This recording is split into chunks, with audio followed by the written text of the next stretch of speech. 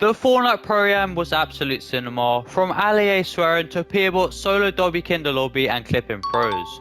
Also to get in DDoS attack live, shutting down the event. We have lots to discuss, and in today's video, we'll be breaking down how content creators and pros placed. To get a better understanding, the format was ruled where 1 kill equals to 1 point, and from the top 10 onwards you will get 1 placement point. Where pros were paired up randomly with content creators, and Faxity was actually a last minute substitute for Amar, who is a German streamer, but his visa sadly didn't get approved in time. Faxity actually managed to win a game with Rezon and also nearly sold it, but we will get more into that later in this video. Let's take a look at the drop spots. We can see Peterbot uncontested mid-map, so no one is willing to fight him. Clix and Lacy contesting Venom at Steamy Stacks, also Canard and Stable Ronaldo unconned at Stilltown. Now you have some understanding about the players in the format, let's break down the games. Game 1, Peterbot keyed Savage and killed him, and this wasn't the first time this happened during this tournament. Since every kill is worth 1 point, this is more of an elimination based format compared to placement.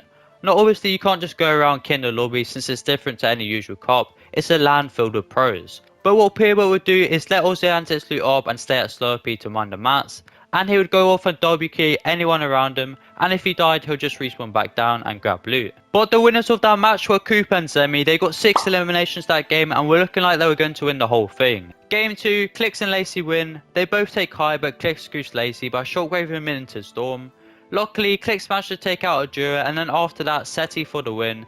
This put them in first place for the meantime, since the last game they placed 4th, which is to no surprise. Game 3, Stable Ronaldo and Canada take out Nick 30 for the win, putting them on first place on the leaderboard. Canada said it was because they finally got a south zone. Both games they played before, the zones were top left, making them roam the whole map. And Canada is one of the best RGLs in this game, so it's to no surprise that they would win a game. We finally got a south zone. The first 2 games, we're top left.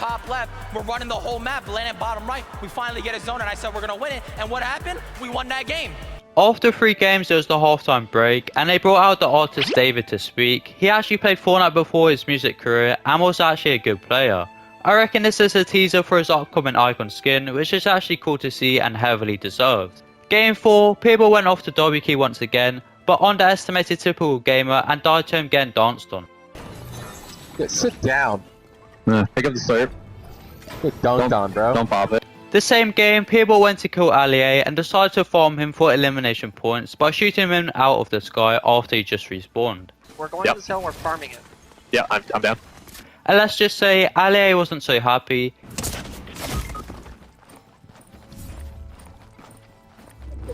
He died about 7 times in total, not being able to land. Bro, I'm about to back out. Like, what the fuck is this? This is stupid. Let me change my skin so people stop farming me, bro. Mongrel, his teammate, was just laughing and couldn't really do much to help him. Also, he was focused because he was wearing his icon skin. Lots of creators decided to wear their signature skins, but it definitely wasn't worth it since everyone knew who you were. Can we shock over there now? It's Alia and Mongrel. Do you want to? Oh my god! Yeah, it's because, dude, Alia is the only person to wear his icon skin. So it's just an easy target. He knows they're in height. We're gonna crash. Well, lucky enough for Alia, all them kill points Peterbot got on him didn't count. Since they got DDoS mid-event by hackers, the IP was even shown on stream by accident. Also, all the players black screen and missing out on that game. Some people are saying that Alia was the person behind this, but anyways, Bucke FPS, a Fortnite professional player who's been kicked out of 2 Fortnite events. One because he was talking inappropriately to employees, and the other one because he opened a car on display. So he sadly wasn't invited to this event, but is trying to get his reputation back up, and got lucky enough to get an interview from the Fortnite competitive team and posted on the Twitter. I gotta go with either Bucke or Peterbot, but my final vote is gonna come down to Bucke. A World Cup champ is gonna take it home.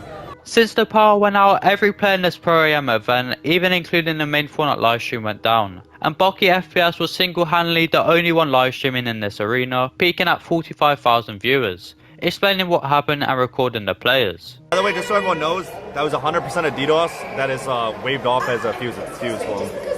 They 100% got DDoS, like powers up and everything. But don't say I exposed them. I've never in my entire life seen an event go down. Have you ever? I've never seen an event go down. It went down one time, they reconnected, and then it went down again. Bucke went from being DQ'd to the official LAN livestream, and after that game, everyone points were sadly not counted.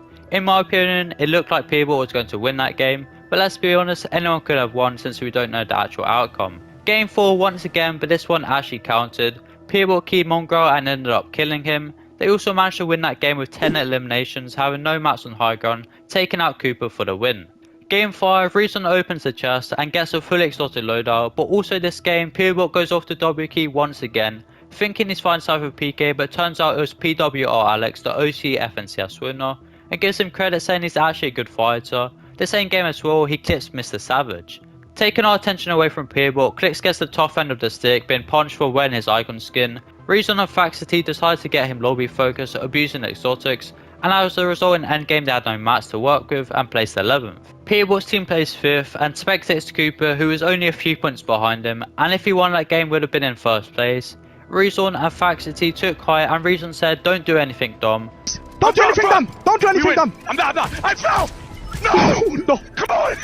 The next second, Faxity does the full damage. Rezon started to miss some shots but managed to get the job done, taking out X at Daya, and I'm sure they were happy with this win. Going into game 6, the last one, it was a 3 points difference from 3rd and 1st place, so very tight and pretty much anyone still has a chance of winning.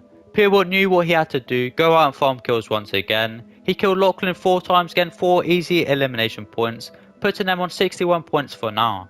Before Peterbot died, he clutched shot placement and managed to kill Clix and had to spectate 2nd place once again, which was Cooper. He was getting worried that they didn't get enough kills, but they luckily got 8 eliminations that game in total, and even if Cooper won that game, it still wouldn't have been enough. The French team, Podesai and Nikov, won the last game with 9 eliminations, and before the event they beat Clix and Lacey in a creative realistic match, definitely a dominant team. But we have to congratulate the winners, Peterbot and Aussie Antics. They won with 71 points in total, taking over $50,000 and making Peterbot a 2 times LAN winner. Also they got the most eliminations throughout this event with 41, which was double the kills Cooper's teams got. This also puts OC on the map, having their first ever Fortnite LAN winner since Aussie Antics is Australian. 2nd place was Zemi and Cooper with 67 points, just 4 points behind them. If they went for more kills they would have easily won. Despite this result they earned $45,000. 3rd place the French team Nikov having 60 points, and I just spoke on this team, they had 24 elimination points and very consistent placement overall. With tied up points, 60 points as well, placing 4th but couldn't secure a win, was Seti and Daya. Seti is a Polish professional and a dominant EU player, and Daya is one of the best competitive female players in the world. 5th place, not the outcome they wanted, was Stable Ronaldo and Canada. They got 53 points in total and 21 elimination points, so keeping up with others. And not to forget, they are both FNCS winners. The internet went out when they were placed in 1st on the leaderboard, and then they had a 0-point game, so it definitely impacted lots of teams. 7th place was Thomas HD and Somerset with 36 points, just 1 point behind 6th, and Thomas HD proved they had the best aim in the LAN. Clix and Lacey placed top 10 with 34 points. They were very good at staying consistent but needed to get more kills early game. If they just got 3 more kills they would have placed 6th, which is a massive jump. In total 7 elimination points from this team. Right behind them, placing 11th with tied points 34 was Courage, JD and Cold, having only 1 more elimination point than them.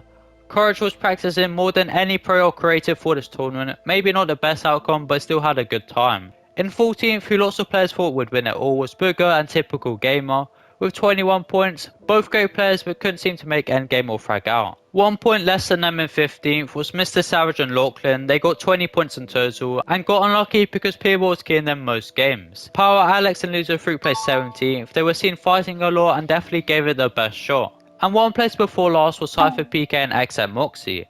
But there's actually some reasoning behind this. Moxie is the best Fortnite competitive female player. I've made a video separately on this breaking down why. And Cypher PK isn't a bad player either, so why did they get this place? Well, Moxie tweeted a week before the Pro-AM that her hands were hurting her a lot since she plays on controller. This affected her performance in the event because it happened when they were playing. And she tweeted that she'll go into therapy for her hands, getting ready for the Milk Cup.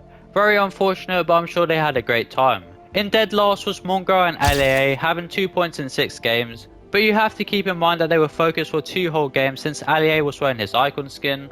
Also they were learning at the outskirts of Slurpee, making them Peterbot's main focus. Regardless, they both had a fun time and laughed it off. That's the recap for the Fortnite Pro-AM, and I hope you enjoyed, and hopefully they host another one of these events in the future. It was definitely a close tournament. Make sure to like and subscribe with notifications on. I'll see you in the next video. Peace.